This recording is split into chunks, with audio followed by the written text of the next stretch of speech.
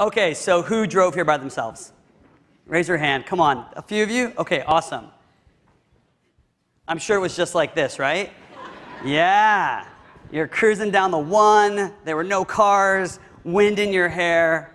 Hooray for cars. Woo! But this is the reality, right? Come on. We were on the 280. We were on the 101, sitting in traffic. Traffic's horrible up here. I actually grew up in Orange County in Southern California. Literally, I grew up sitting in this kind of traffic every day of my life.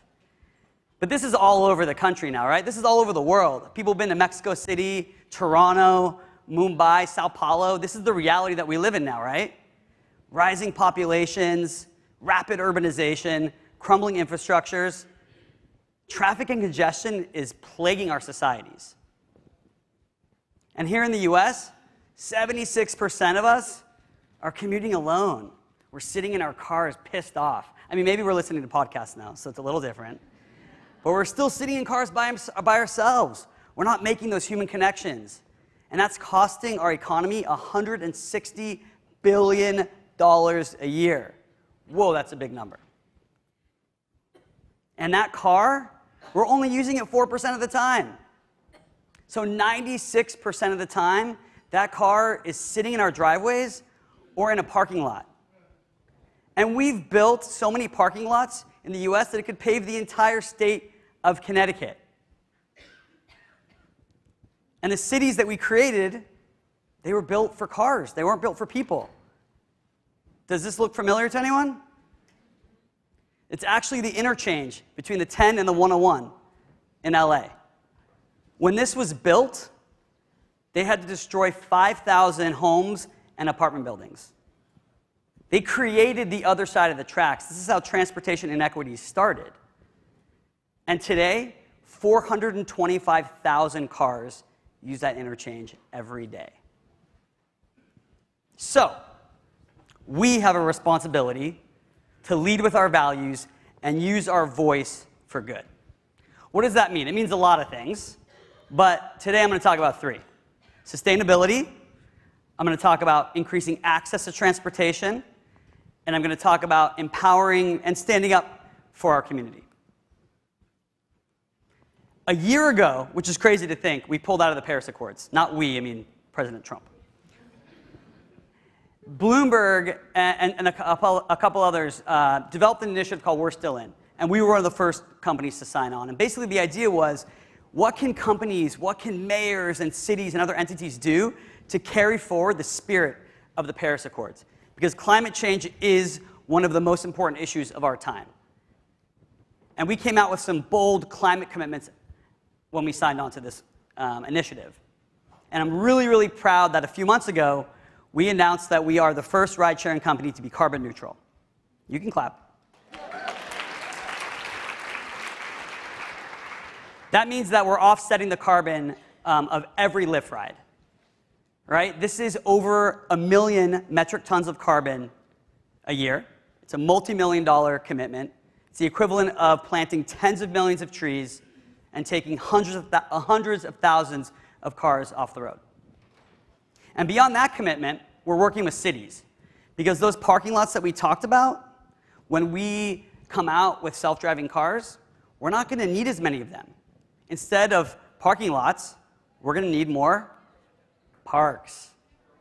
And this is already happening in some places, right? If you look at the Ferry Building, what it was before the San Francisco earthquake, and what it is now, it's a great example of cities reimagining certain structures, right? Have people here been to the High Line in New York? Yeah, raise your hand. You remember what that was like before the High Line? Think about what we can do in all these other cities if we can think creatively. But this is going to take us collaborating with officials, with policymakers and politicians and real estate developers and DMVs and criminal law enforcement folks and people in the accessibility space and older adult space.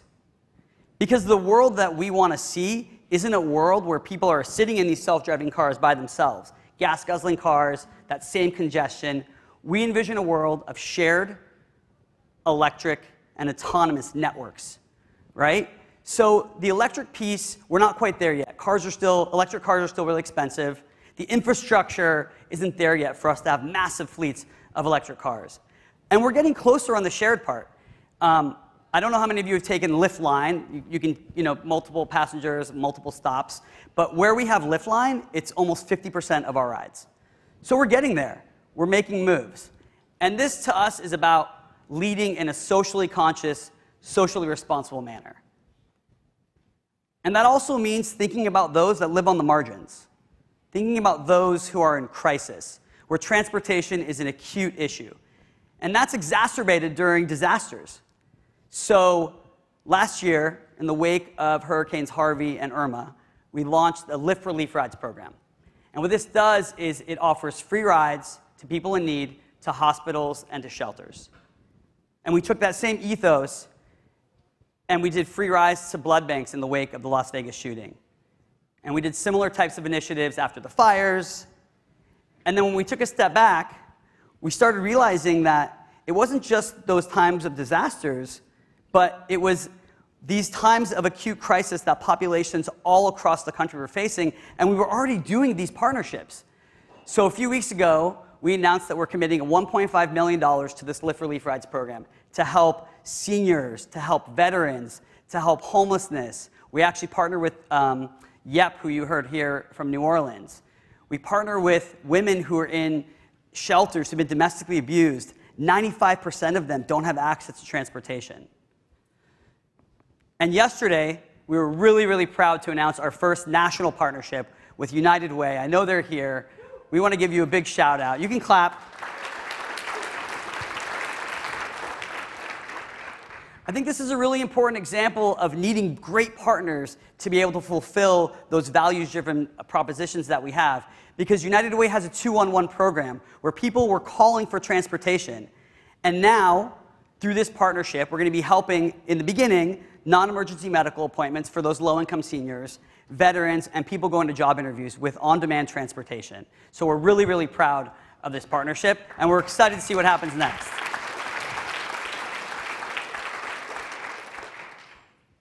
When we think of inclusivity, I know we talked about this on the last panel, this is core to Lyft. This is part of the Lyft ethos, right?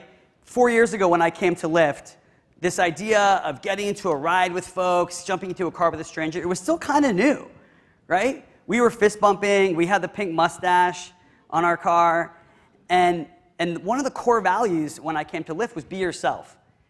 And I love that value.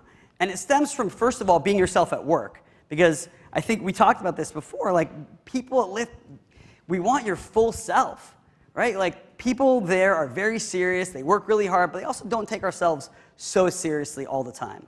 We wanted the same for our drivers and for passengers. Millions of times a day, people now are pushing a button and opting to get into a car with a stranger. And a stranger is allowing you into their car, into this sacred space. And so for us, the idea of no matter what your background is, treating that person with respect and dignity was key and core to us building this community. And it also meant that when the community was threatened, we stand up. We stand up for our values. A few years ago, I actually spoke at the Social Innovation Summit, and I penned this memo called Values Matter. And so a few years later, when we did the ACLU donation, I got some notes from people in the Social Innovation Summit community saying, this is what we were talking about, Mike. Because when the travel ban happened, it hit home for us. So making that $1 million donation to the ACLU, while I think it was the first time a lot of people in the world saw Lyft's values firsthand, it wasn't surprising to those folks who had been following us. Same thing with DACA. When we stood up about DACA, when we signed on to amicus briefs, when we provided legal counsel not just for our employees who were affected, but also for drivers, when we're thinking about doing rides to immigration legal clinics, people weren't surprised. And LGBTQ. This actually is an issue that our founders, John and Logan, take really, really seriously. In the beginning, it started because Pride was very Lyfty. It was very on brand. So they would sponsor Pride festivals, they would do rides to Pride, and then it evolved into us taking big, bold policy stances on these bathroom bills. In places, by the way, where we had state laws and bills in place, like Texas, where the person who was sponsoring the bill to legalize ride-sharing was also the person that was sponsoring these bathroom bills. And then it evolved to us partnering with the Human Rights Campaign, who are one of our Roundup and Donate partners. And now I'm really excited this month for Pride. Not only are we still sponsoring a lot of the festivals, not only are we now doing a lot of policy work, not only now do we have Roundup and Donate, but we're also doing a ton of volunteer opportunities with Human Rights Campaign for Lyft employees, for passengers, and for drivers. So we're thinking about this issue in a holistic way, which is really exciting. Parkland. First of all, thank you so much to the teacher and student who spoke earlier. This was an issue that, for John and Logan, our founders, it really hit them hard as well. They have 2 young kids, and they were really inspired by the students. And they said, Mike, let's figure out, we got to do something. And so we thought about what our superpower is. And our superpower is transportation infused with humanity. That's the whole Lyft Relief Rides program. That's the whole ethos of why we started this company. Our mission is actually to improve people's lives with the world's best transportation. So we were really, really proud to do free rides to March for Our Lives all across the country.